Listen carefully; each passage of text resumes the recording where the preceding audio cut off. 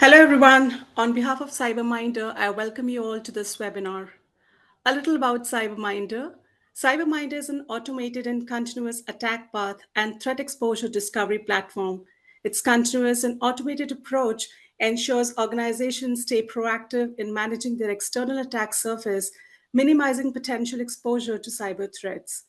CyberMindr has been recognized for its outstanding contributions to the cybersecurity field, receiving prestigious awards that highlight its innovative approach and commitment to enhancing digital security.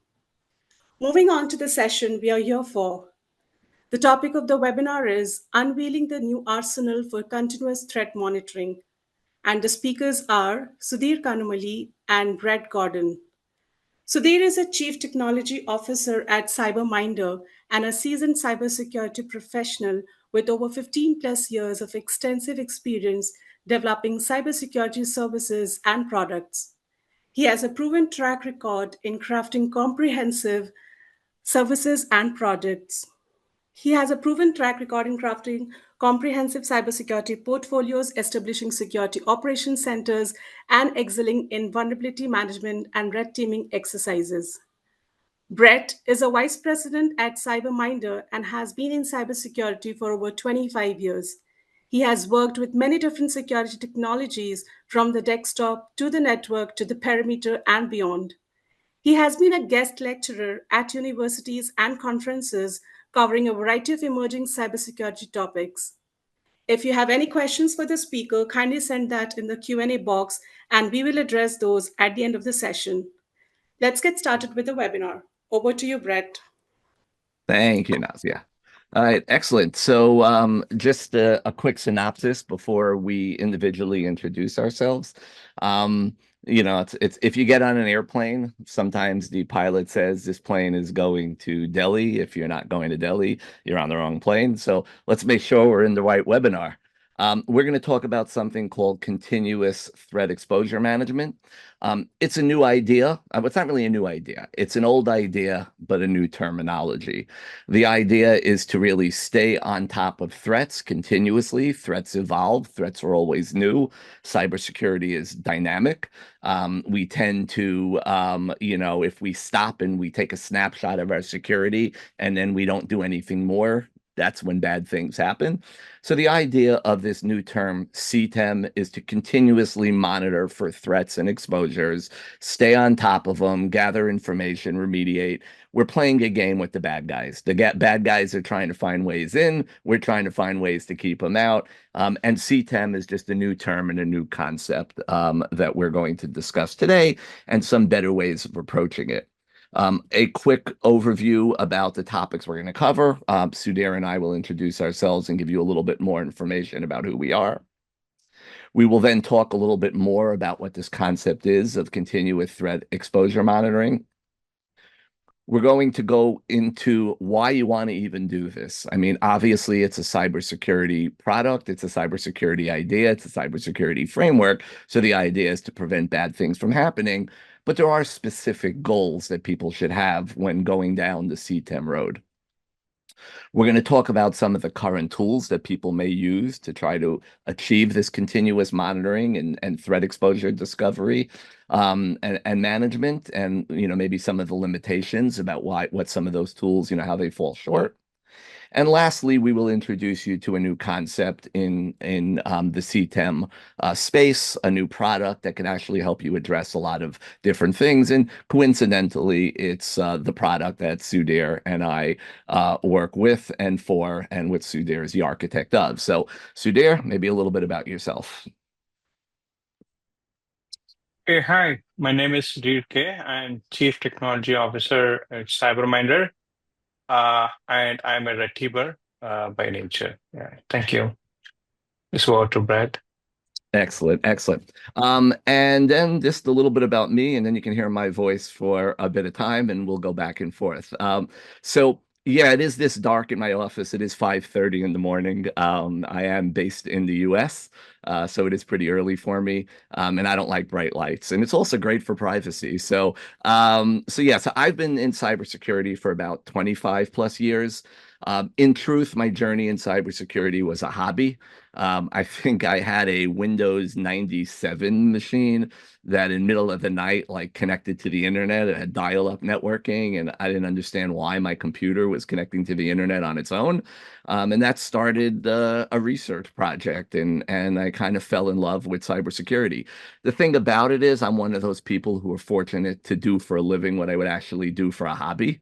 I find it fun, I find it interesting, and I'm the guy on the airplane or on the bus or sitting next to you that's just going to start talking to you about how your weak passwords are causing problems or just preaching about cybersecurity. So if I wasn't doing it as a job, I'd probably be doing it for fun. Okay, so let's kind of go through this a little bit and explain what CTEM is, explain why it's important, explain how you can integrate something like this into your environment. So first of all, we need to kind of express this. It is a framework. CTEM is not a specific product, although a lot of products will claim to do CTEM. CTEM really what it comes down to is it's almost like a workflow.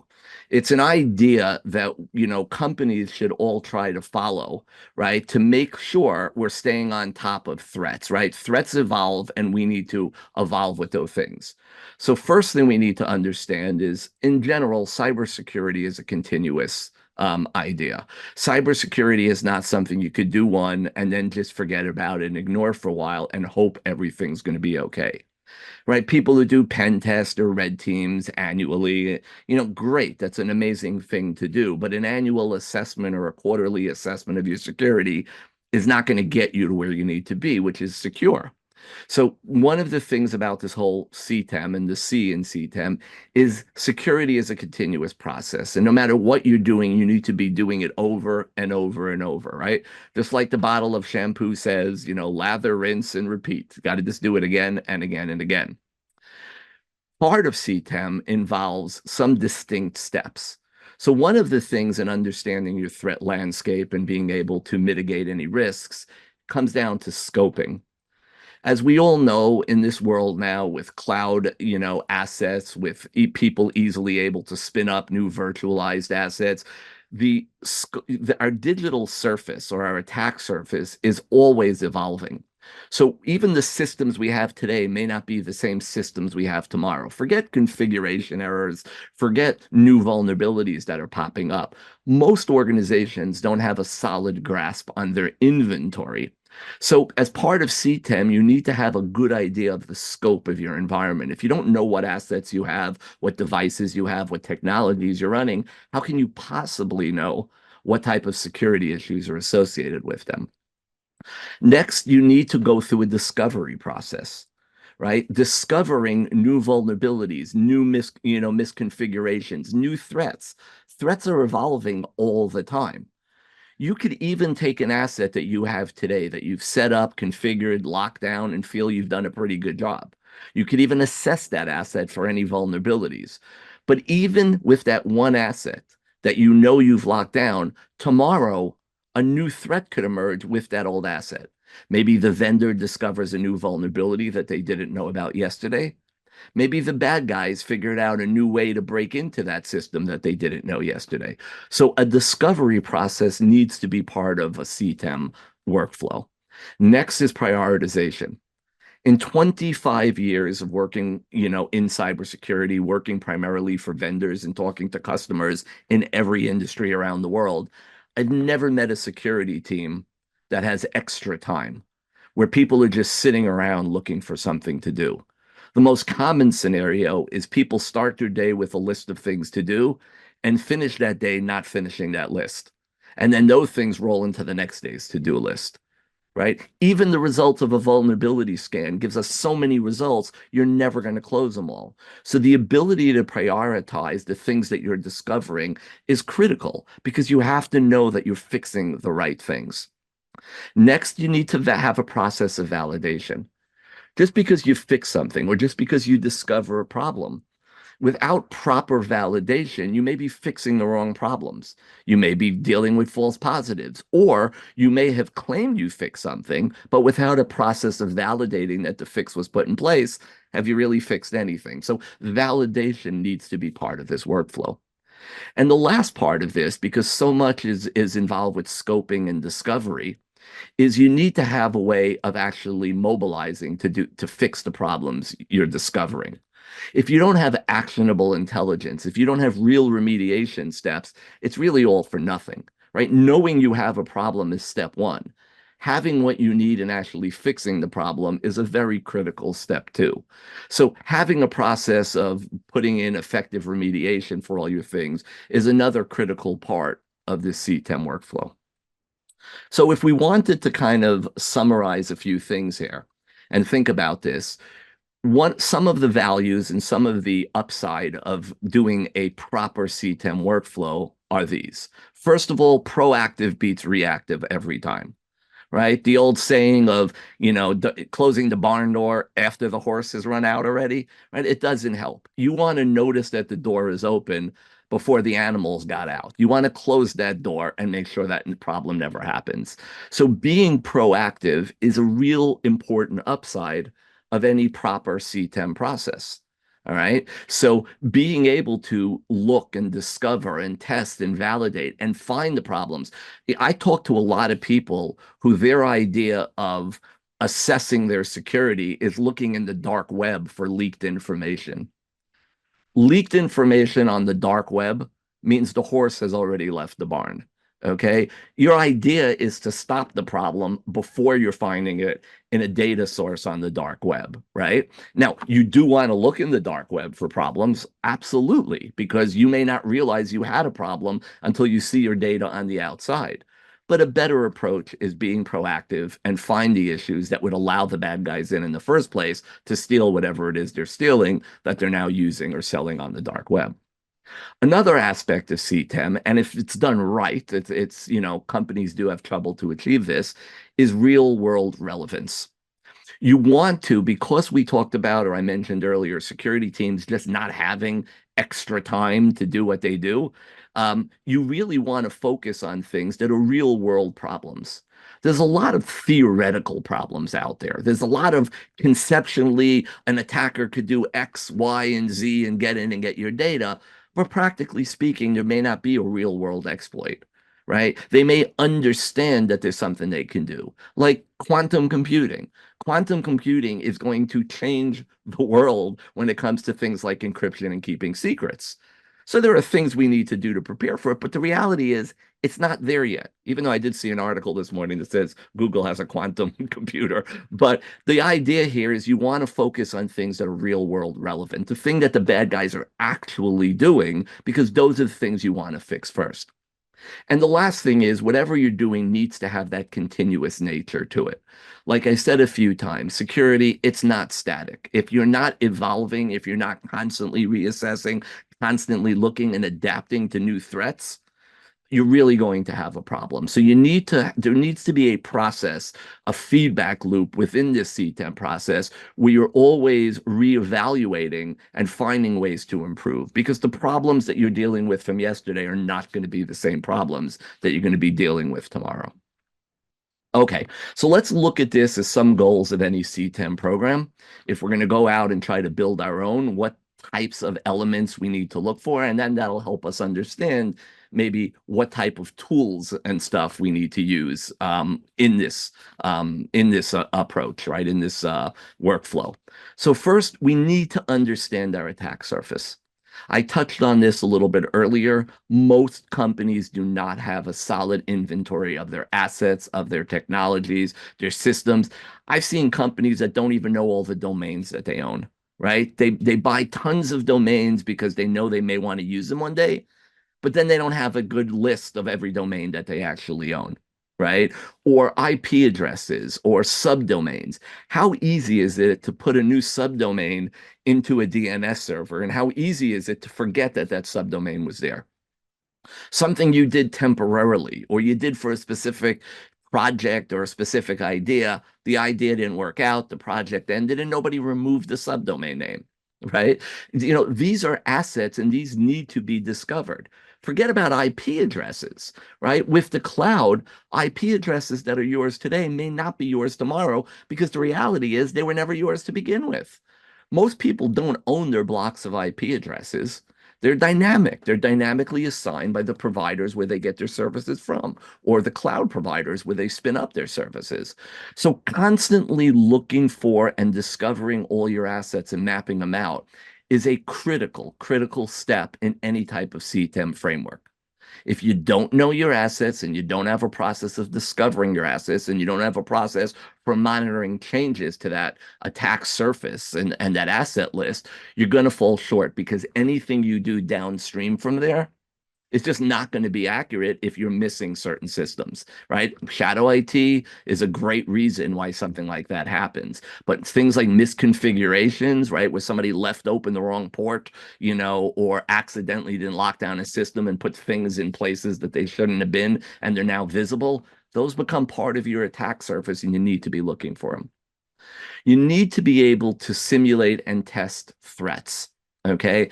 Vulnerability scanning, which most people do, which is a great idea and a critical part of a security team, looks for known things missing patches and stuff like that, but it is not necessarily evolving with the threat landscape. Every day attackers are coming up with new ideas, new concepts, right? I mean, you can use examples in the non-cybersecurity world, right? I just, flew, and before I got on the plane, I had to take my shoes off. Why am I taking my shoes off? Because at some point somebody tried to put an explosive in a shoe and now we take our shoes off. That is reactive to a changing threat. In cybersecurity, it's a lot more complicated than that. Every day we read of a new method, a new idea, a new concept that makes us say, wow, that was pretty cool, right? We could sometimes look in awe at some of the new concepts that attackers are using to get in. Some of these guys are pretty smart. So one of the things that people like to do to help understand the threat are run pen tests and red teaming, right? Sudheer had mentioned that he just says he does red teaming. He is an exceptionally skilled red teamer. He sometimes finds things that I would look at and say, that doesn't look like a problem. And that is the problem. Let me show you how. So you need to, as part of your CTEM flow, you need to be able to evaluate not just for the low-hanging fruit, the vulnerability scanning type of information, but you need to be able to look for and test for and validate for new and emerging threats. Because your world can change overnight, not because your world actually changed, but because the attackers got smarter, came up with a new idea of how to break in. And if you're not looking for and testing for those eventualities, you're going to find yourself saying what happened, and really a good proactive approach could help you stay ahead of things like that. Prioritization. I mentioned it several times already. Nobody has extra time.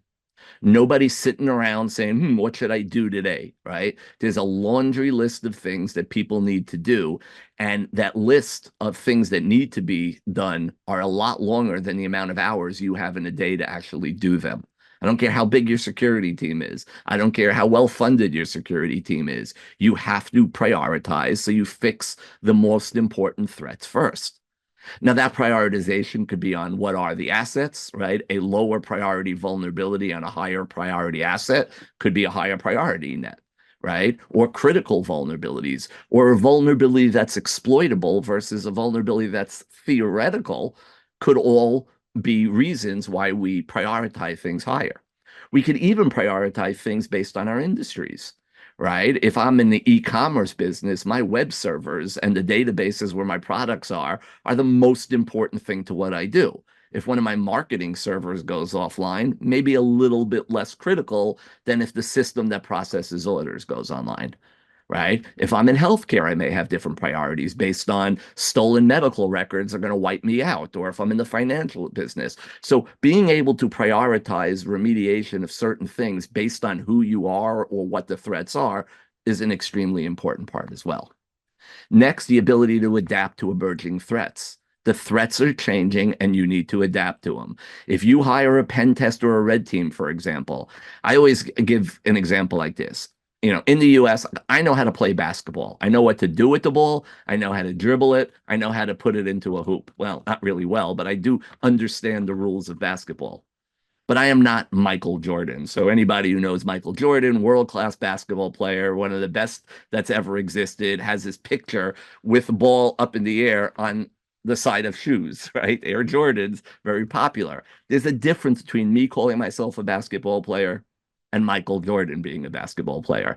So just because you have a pen test or a red teamer, are they skilled? Are they staying on top of emerging threats? Are they evaluating you for emerging threats? It's another key piece. And last but not least is measure and improve. There's an old saying, and it's not necessarily a security saying, it really crosses all industries. But if you can't measure something, you can't improve it. You have to have a way of being able to put a metric on whatever you discover and whatever you're doing. Because if you don't, can you honestly say you're doing better now than yesterday? Right? Now, metrics could be simple and metrics could be complex. A metric could be today I had 10 vulnerabilities, I closed, tomorrow I have 8. That shows some degree of progress. But metrics could also be I've evaluated my vulnerabilities for how critical they are, and I've closed the critical ones first, so I have 0 critical left, and now I'm dealing with the highs, the mediums, and the lows.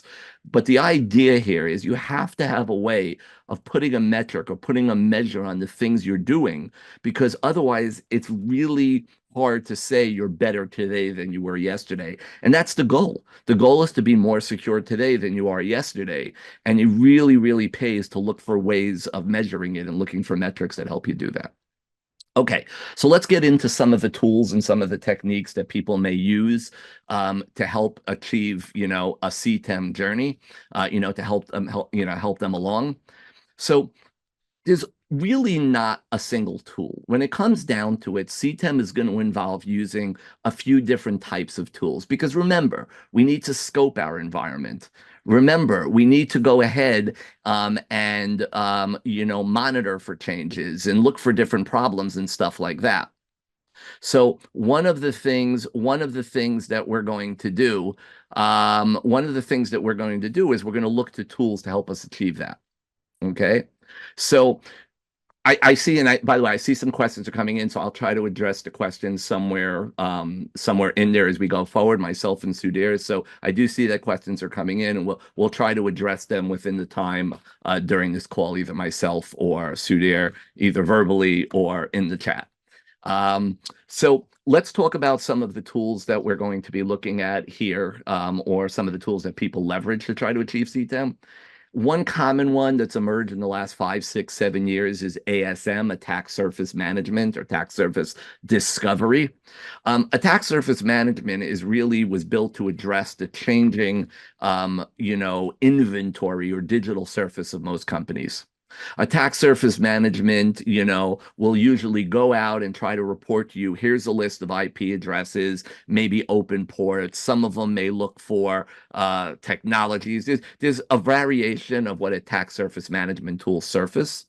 But one of the things about attack surface management is it's going to help you build an inventory of your assets, part of that scoping process we recognized earlier. Now, just touching a little bit on the question that I see there about kind of hybrid environments, on-clem, cloud and stuff like that. Good ASM solutions, because the digital landscape is really affecting both on-prem and cloud. Part of the reason we have this challenge of identifying all your assets is because of the cloud, because some things are now off-prem. The olden days where we had a single firewall, a Class C address, range that was lent to us or that we owned are gone. Right now, we need to worry about IP addresses in 100 different cloud providers. Now we need to worry about workloads in many different places. So when you're looking for an ASM solution, we're going to want to make sure we are addressing cloud and on-prem, because that's part of the challenge, part of the digital landscape. Next are tools called breach and attack simulation tools. Now, these tools were built to help test for known vulnerabilities, to help test along the cyber kill chain. Now, it's great because part of what we want to do is we want to understand, right? We want to understand some of how someone may get in and how someone may move along, move along a kill chain and attack something. Now, there's some complications with breach and attack simulation tools. Namely, they do require some knowledge. You have to install them, put some agents, or maybe build some virtual machines on your network. A lot of what they do are internal, moving across your network, which is a critical parts of the kill chain. A lot of the CTEM stuff does have to start, though, from the outside. That's why we talk about discovering assets and testing. A lot of that testing is going to be done initially, before the initial access, from the outside. So breach and attack simulation, great tools for testing along a kill chain, but a lot of it is once you're sort of behind the firewall, and it does require some knowledge and experience in how to set that stuff up. There's threat intelligence platforms, but I referenced those a little bit earlier. Threat intelligence platforms are going to give you, there's different types, but a lot of them are monitoring for things that have already left your data that's already outside. So kind of a little bit, to the right of the boom, as they say, as opposed to left of boom, where we want to act. We want to stop the bad thing from happening and not react to it after it happens. But monitoring for threats and stuff like that, we definitely want to look for things that are out there. There's also threat intelligence that may talk about generic high level threats to industries, right? If you're in the healthcare industry, threat intelligence may let you know that there's new threats emerging against the healthcare industry or the financial industry. Threat intelligence may also allow you to know if there are particular threats against your company or your executives and stuff like that. So they definitely play a role in understanding a little bit about some threats that you may be facing and you may be able to evolve to. And last on this slide, we're going to talk a little bit about vulnerability management tools, because when it comes down to it, we all have vulnerability scanners. Some are cloud-based, some are internal, some are on the network or off the network. But if anyone is familiar with with vulnerability management tools, you know about some of the flaws in what they do. First, those need to work with another tool, meaning you have to know what your assets are before you scan them for vulnerability. So that's where like an ASM solution may supplement a vulnerability management tool. But a vulnerability management tool, if you really do think about it, how often do they yield false positives and stuff like that? Their job is to give you lots and lots and lots of information, but they don't do a great job of prioritizing or validating, telling you what to work on first, right? I speak to companies all the time. They run their vulnerability scanners every week. They get 40,000 vulnerabilities get spit out of the thing. They're not fixing 40,000 vulnerabilities. Nobody's fixing 40,000 vulnerabilities. And then every week when they run, they're still finding almost 40,000. It's not 40,000 new. It's 39,900 that don't get closed from the week before because nobody's got the time. So they try to prioritize the top 100 or whatever the case may be. So vulnerability management tools are definitely tools in our arsenal, and things that most companies will use on some level. Just expanding this a little bit, and I'll go through this pretty quickly. There's a lot of different tools in different spaces that are going to help us, right? So I reference attack surface mapping tools or attack surface management tools. We talk about other external tools like risk scoring or vulnerability scanning from the outside, right? Risk scoring and threat intelligence and brand monitoring, dark web monitoring, they all can tip us off to information about threats or problems to our brand or reputation. They can all talk about emerging threats. But there is a problem with a lot of these types of external solutions, though, and we should be aware of it before we fully commit to them as part of our CTEM flow. And that is, many of these external solutions, they're not what we would loosely call active solutions. A vulnerability scanner is an active solution. You point it at an IP address and it actively scans. Again, generates a lot of information, lots of false positives, hard to go through the data, but they definitely will actively scan an asset. But things like threat intelligence and brand monitoring, dark web monitoring, ASM tools, risk scoring tools, most of these tools work by generating reports from third-party data sources. Okay. An example I may use to describe this would be like a Google Earth photo of your house. If I go to Google Earth, and I do this a lot of times on demos that I do for people, I'll go to Google Earth, I'll put in my address, I'll look at a picture right now from Google Earth. And even though Google Earth is showing me that picture right now, I can tell that picture is like 2 or 3 years old. I could see what's in my yard. I could see what's not in my driveway or what is in my driveway. I know certain changes that have taken place in the last 2 years that are not reflected in the Google photo. And that's the same thing as many of these external solutions. They're not actively scanning for data. They're getting data from companies that do. And anybody, who's scanning the internet to gather data, and there may be tools out there, I'm not going to, any specific names that gather data. They're great at gathering data, but they're not great at gathering current data. They'll loosely scan the internet, loosely build a database. That database will get larger and larger over time. But if you've ever looked at a risk scoring report about yourself or ever looked at an ASM results about yourself, words like false positives or bad attribution are going to come to mind because they make mistakes because the data they're based on are flawed. Okay, because it's not actually scanning or testing. Vulnerability scanning is actually scanning, but a lot of false positives. So when we look at this wave of tools that are out there, we need to recognize that they all have limitations when it comes to rapidly changing assets. They all have issues when it comes to scalability, right? Take a good pen tester or a red teamer. I don't care how good they are. I don't care if they're the Michael Jordan of red teaming. When it comes down to it, they can't test every system all the time. What can they test? Some systems, some at a time. I talk to companies all the time. Oh, yeah, we test random systems quarterly, and based on the results of the random system, we infer the issues with the other systems. That's great if that's all you can do, but you really want to test all your systems often. And pen testing and red teaming, right, they're going to struggle with scaling. Emerging threats, right? Being able to be aware, being in the places where the bad guys are, learning about new threats, a dynamically changing landscape, right? Unknown unknowns. Assets that are yours that you don't know are yours are going to be excluded from your detection and from your vulnerability assessment. And these are all limitations. Again, some products suffer some of these, some do others. But at the end of the day, when we're evaluating tools to use as our CTEM flow, we should be aware of how far a specific tool can take us and perhaps some of the limitations of those tools. Okay, so with that, let's kind of take a look at this new approach that we're talking about. So, as we mentioned earlier, this is a CyberMindr hosted webcast. This is myself and Sudheer both work for CyberMindr. I mean, I work for it. Sudheer founded it.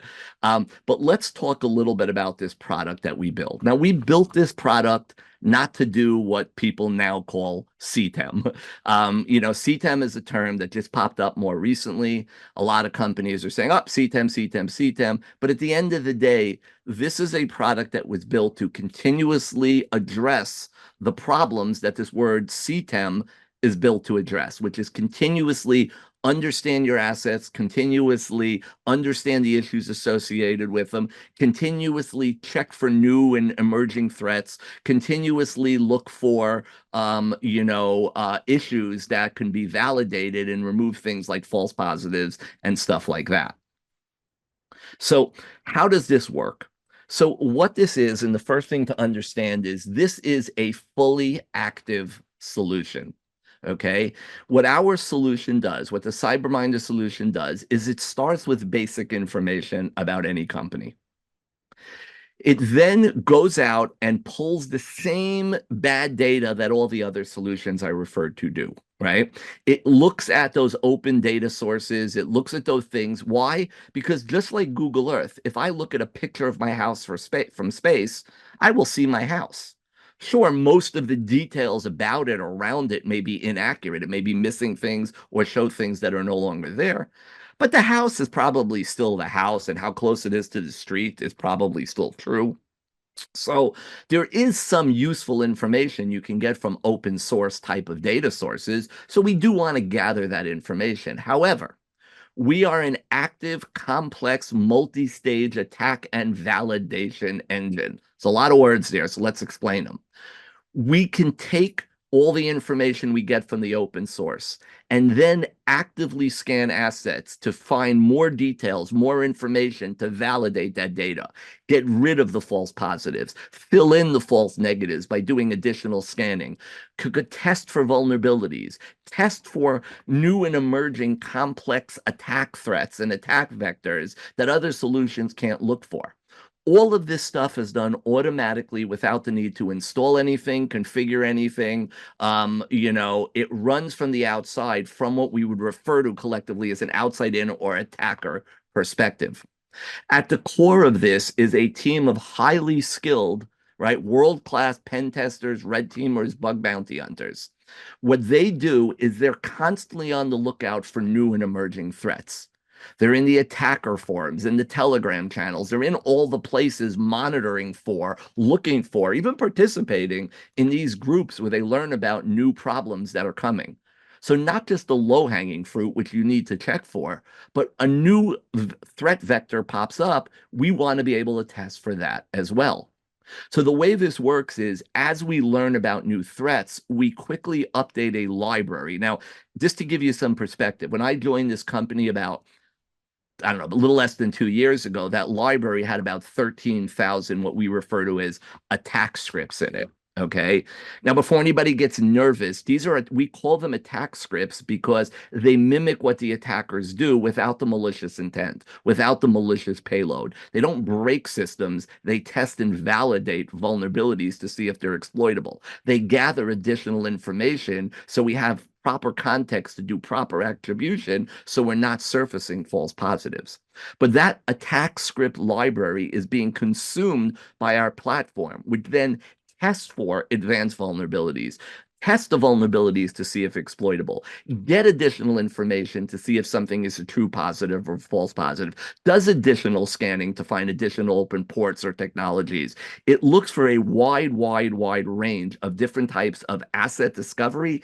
And then after validating the asset discovery, it moves into a phase where it looks for vulnerabilities, discovers, tests, validates, and allows you to prioritize so you know what to fix.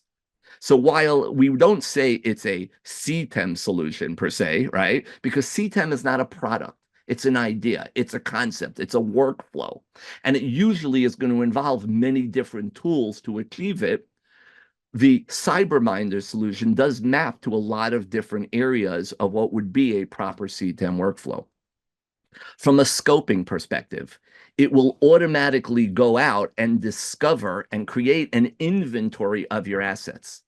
These assets could be IP addresses, subdomains, domain names, even the technologies you're running on your systems. This is a key thing. Most companies do not, and listen to what I'm saying and trust me that this is accurate. Most companies do not know all the technologies they're actually using or running on their systems.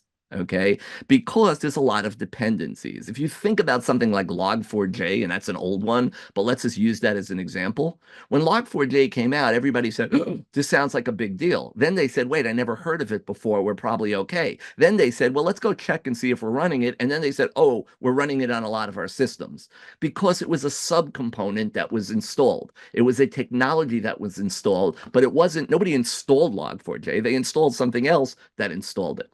So in the scoping, CyberMindr, what it actually does is discover assets, including technologies, whether they're cloud technologies or on-prem web technologies, a variety of technologies that we're able to discover as part of that scoping exercise. A part of the discovery, there's a whole slew of vulnerabilities that CyberMindr looks for and measures for. We look for things from credentials that are being stolen off someone's machine through info stealing malware, which is a very unique thing that we do, to vulnerabilities that are not going to be fixed by a patch, like typical CVE vulnerabilities, which we do look for and we validate, but we look for misconfigurations. We know how to audit systems. We know what best practices looks like. We know what the right cybersecurity way of locking a system down is. Because we know that, we know how to test and discover for those deviations for best practices.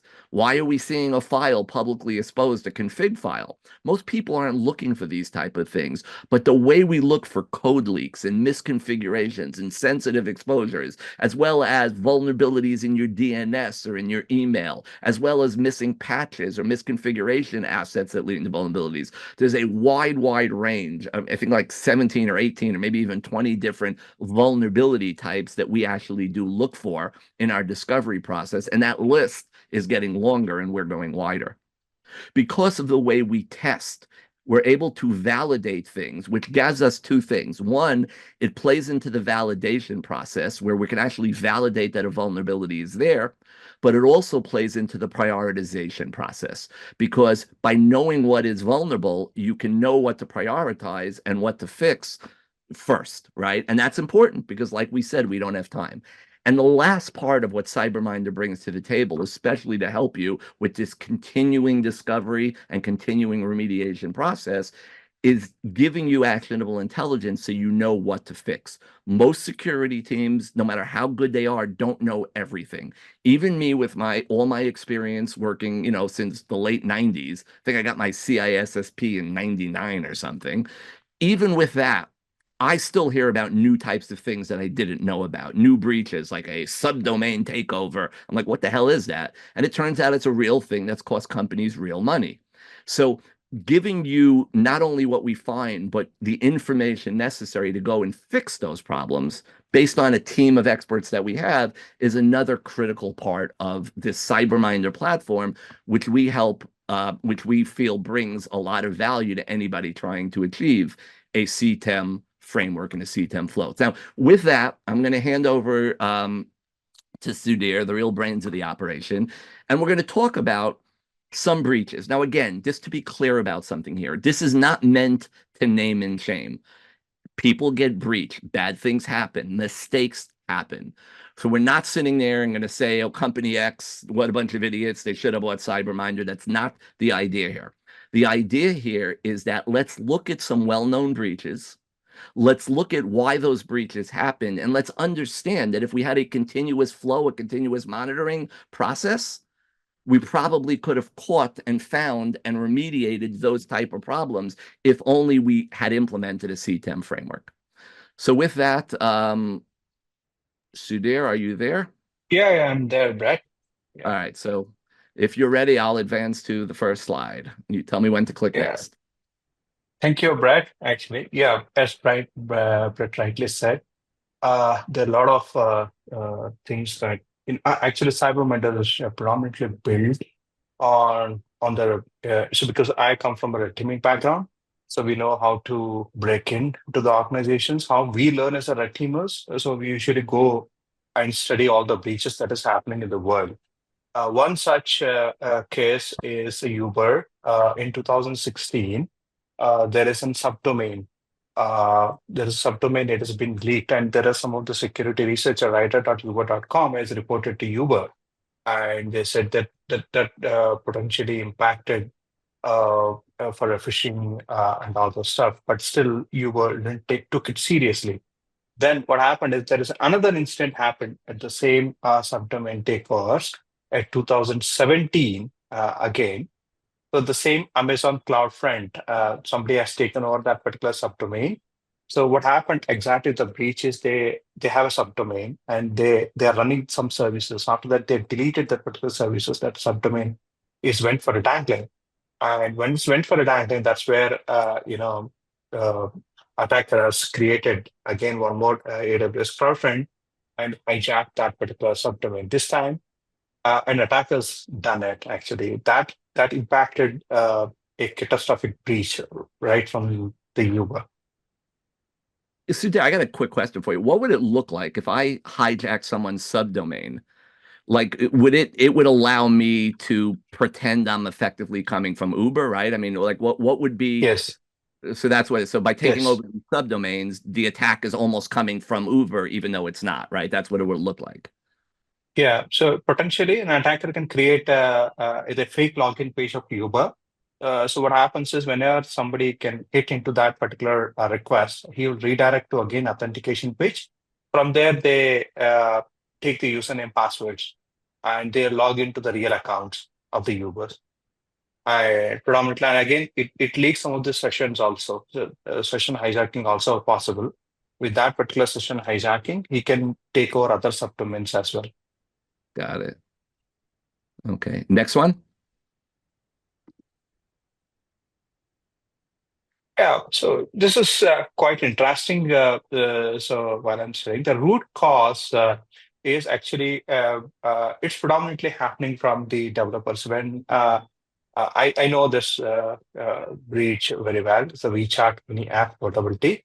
Actually, what happens is this is a classic example how an organization has to look at their vulnerabilities and they need to take care of their developer mistakes as well. See, what happens is in many a time, in vulnerability doesn't have a public exploit. But if some developers does a small mistake, that so this and some vulnerabilities exist that may add up to the impact, and that turned to be a serious impact in the attack life cycle. Actually, what happened is so here in the WeChat mini app vulnerability, so there is a secrets is been leaking in the code itself, front end code itself that an attacker has hijacked, so that front end code, and he took the backend services exploited actually. But he's not able to move further. Then he found one vulnerability that CV3420. So with that particular vulnerability, he took complete, mini app, so WeChat app into his control, and he crafted a lot of, so he changed the entire structure and he took that all the password logins of WeChat and relate into the dark web. Hmm. So it is always very important that your developers should not do mistakes. At the same time, we have to maintain the hygienity in the vulnerabilities. So sometimes, what happens is the vulnerabilities behind the code may not be visible to the outside world. Once that, these developer mistakes will give them an access for initial footprint, then they can see the vulnerabilities that usually we don't see from outside. So that impacts very well. So from a CTEM perspective, right? I mean, the fact that, if you're doing CTEM properly, you're going to be doing asset and technology discovery. So you would find those Exactly. vulnerable APIs and stuff. If you keep monitoring for new threats, you would know about emerging threats for those APIs. If you're scanning for things like leaked data, again, which may be too late, but you can find secrets and other things that come from developer misconfigurations that led to part of that kill chain you're describing. And then good old fashioned vulnerability scanning would have flagged the CVE 2023-3420. It would have been known as something that's out there that's exploitable. So people could have gone ahead and hopefully addressed it. So, in several different points along this flow, along this threat vector, right, CTEM could have helped identify and allowed people to go ahead and remediate, prior to the breach happening. All right, cool. So next you have a Snowflake data breach. Yeah. So Snowflake is one of the interesting data breaches in 2024. What happened is in Snowflake, actually, it's not a direct compromise of the organization asset. Actually, what happened is one of the a developer who has an admin credentials. So he's an admin with the platform who's developing the Snowflake. Actually, what happened is his Android mobile has been compromised, and he has an habit to save all the username passwords in the browser. What happened is, he enabled the browser sync. Okay, so what and all he is doing it, and the Snowflake has all the security parameters implemented, like a secure gateway. They have the best in the antivirus tools and everything. And what happened? The developer logged into from his official system and is saving his passwords in the browser, and that particular password has been synced into his mobile profile.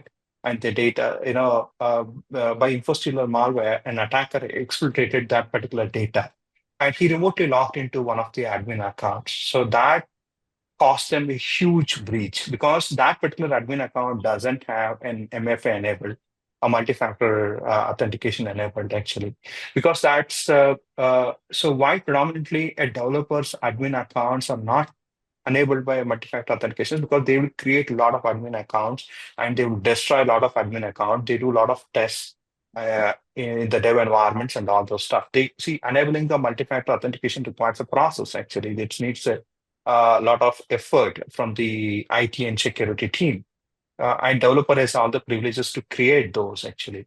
What happens is one of the developer has created that and he's using it and it's got compromised and the leak happened, and so many people are affected in this particular breach. Not only Snowflake, the AT&T and the ticket master. There are a lot many, so advanced auto parts, and there are many of the people has been affected with this particular breach. Wait, so I just want to make sure I'm following that. So in what you were describing, they stored somebody stored credentials in their browser, but it wasn't their Yes, work computer that was compromised. They were like syncing their Google Chrome or whatever browser they were using across their phone and their home computer. So their phone may have gotten, it sounds like their phone got compromised, and from their phone got yes. compromised, they stole passwords that were being shared from their Google Chrome in their office. Got it. And well, okay, so from a CTEM perspective, right? If you're continuously monitoring and looking for things like exfiltrated data from info stealing malware, you could catch that and change the password earlier. And Earlier, yeah. yeah, and also, but I would imagine because the malware got on some machine, right? So, at the end of the day, if you're able to detect these exfiltrated credentials, you've got an indicator of compromise, right? That some machine has been compromised, which I would imagine would allow you to then go and explore which machine it happened to. All right, well, that one's pretty cool. So here you have some developer leaks. Yeah, so Bill is one of the security researcher, and he is well known.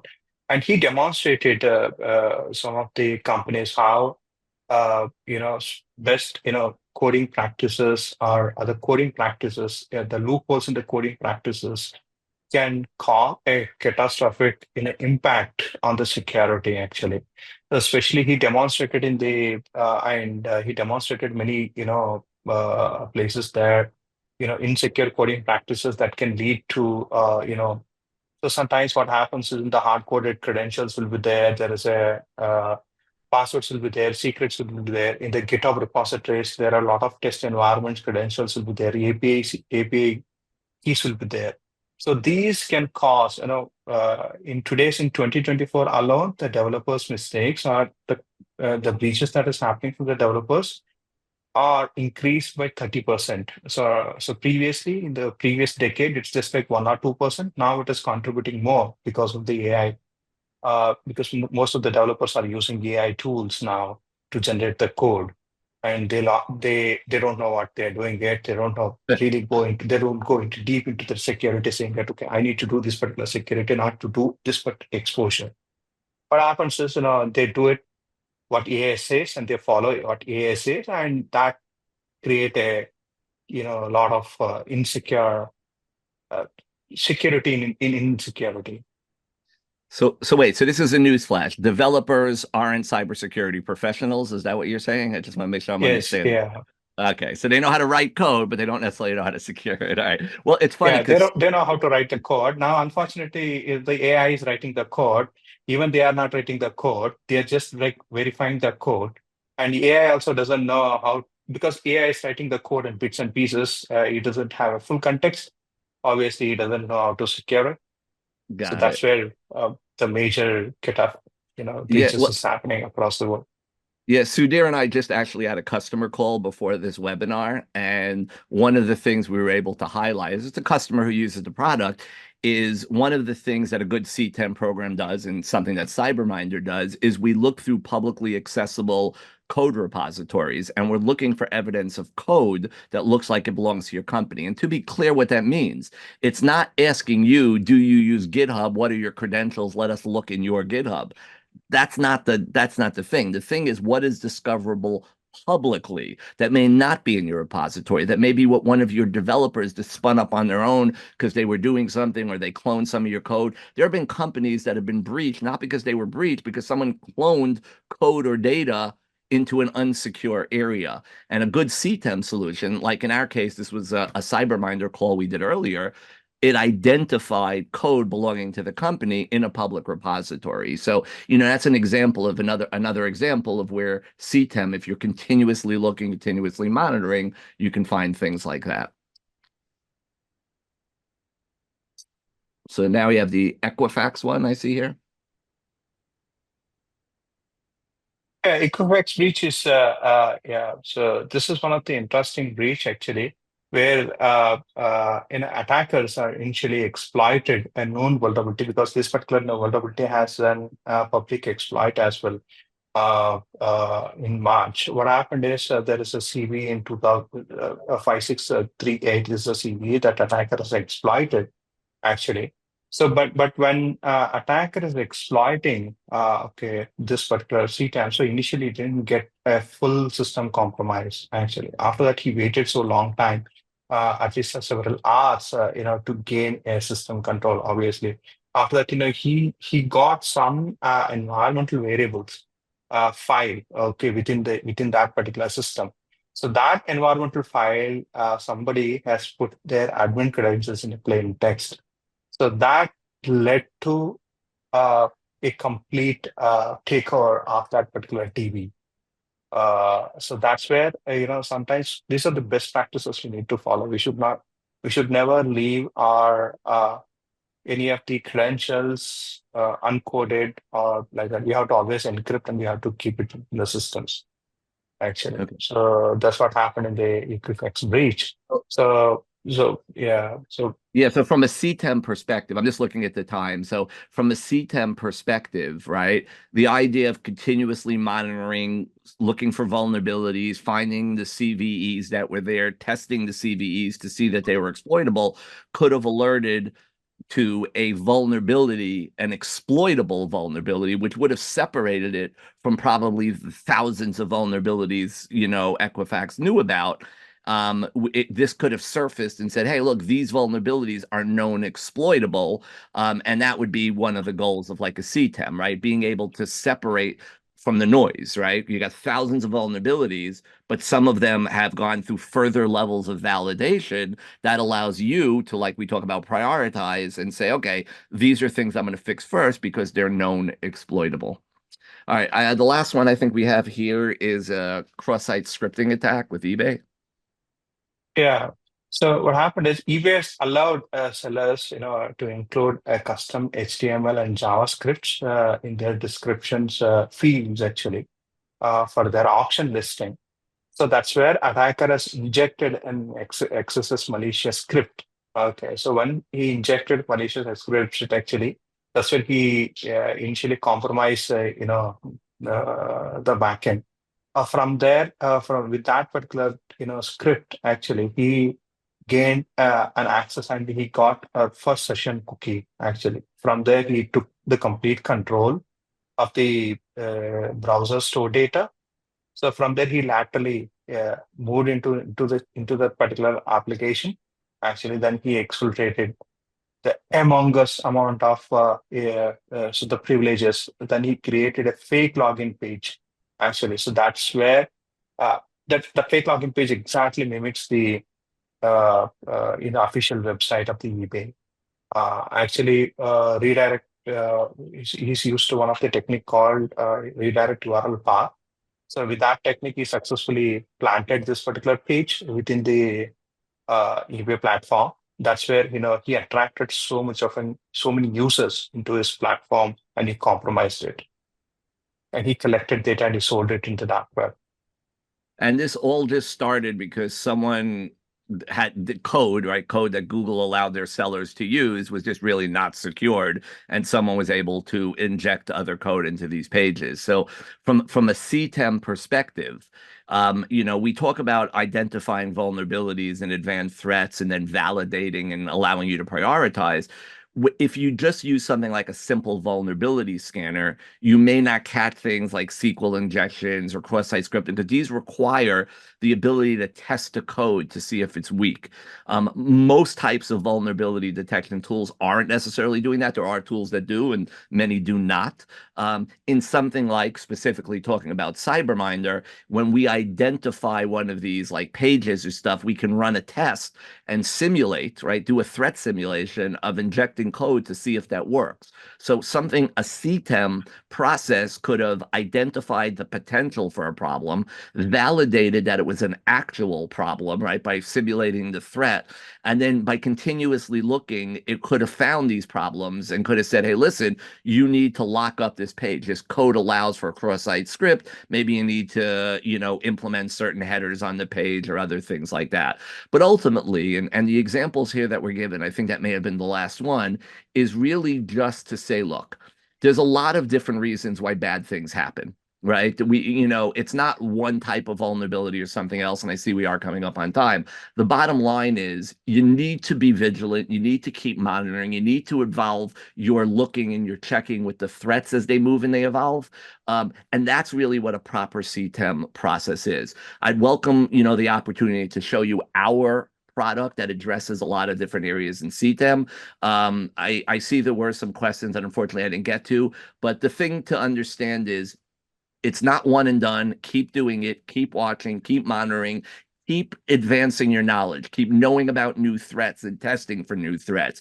Find ways of validating the data so you don't waste time on false positives, etc. But at the end of the day, CTEM is a great idea, many different ways of implementing it. People were asking, I saw questions about implementing it internally. Same rules apply. Find your assets, test for vulnerabilities, try to prioritize.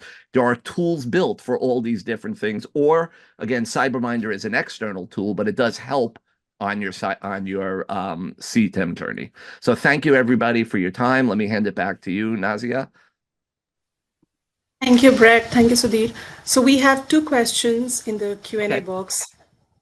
let One me is, take a look. I think one was about internal. That was what I was. Let me make sure. Where's the questions? Hold on.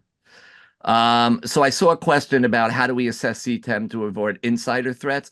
It really is the same idea, right? I mean, there are internal asset discovery tools. You need to know your assets inside the way you need to know them outside. Inside is a lot more assets, right? Because every printer, every IoT device is another asset. So you need to do that type of discovery. You need to run vulnerability management programs internally on all the assets you discover. You could follow the same flow inside as you do outside, right? CTEM isn't internal or external.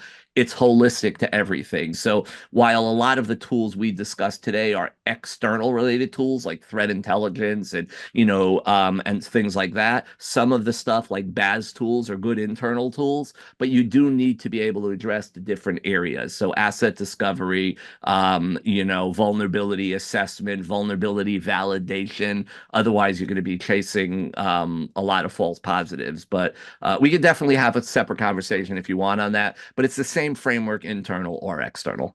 That was one question I saw. If you look at the information on the screen, info@cyberminder.com.